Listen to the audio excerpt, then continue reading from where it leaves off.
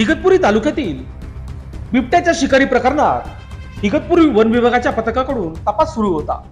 पिंपळगाव मोर येथील मोराचा डोंगर येथे शिकार झालेल्या जंगल परिसरात सकाळी 9 वाजल्यापासून दुपारी 2 वाजेपर्यंत बिबट्या आणि अन्य वन प्राण्यांचा इतर अवयांचा शोध मोहीम सुरू असताना या शोध मोहिमेत वन विभागाचा कडक खाक्या दाखविल्यानंतर संशयित आरोपीच्या घरातून प्राण्यांच्या हाडांचे अवशेष मिळाले आहेत.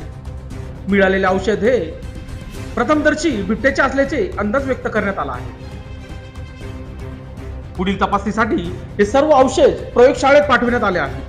वन अधिकाऱ्यांनी मृत बिबट्याचे 4 सुळे व 1 नख देखील हस्तगत केले असून ही महत्त्वपूर्ण शोध मोहीम नाशिक पश्चिम विभागाचे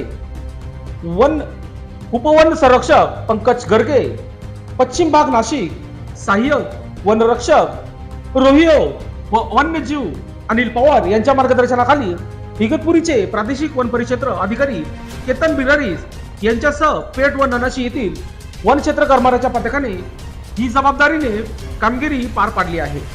स्थानिक गुन्हे शाखेचे पोलीस निरीक्षक राजू सुर्वे यांना पिंपळगाव मोर शिवारातील मोराच्या डोंगराच्या पायथ्याखाली काही संशयित बिबट्याची कातडी विक्रीसाठी येणार असल्याची माहिती मिळाली होती. त्याचप्रमाणे स्थानिक गुन्हे शाखा पथकातील अधिकारी व अंमलदार यांनी दिनांक 13 रोजी सकाळी सापळा रचून संशयितांना ताब्यात घेतले आहे.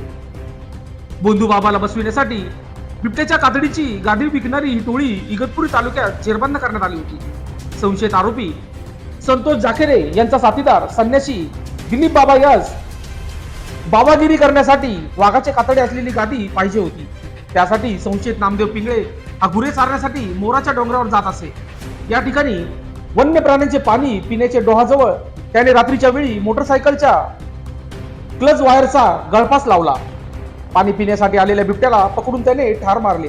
यानंतर संशयितांनी बिबट्याची कातडी काढून निर्जन ठिकाणी सुकविली.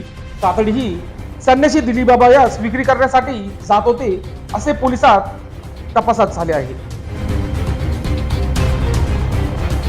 लोकशास्त्र न्यूजसाठी बंटी आढाव, इगतपुरी.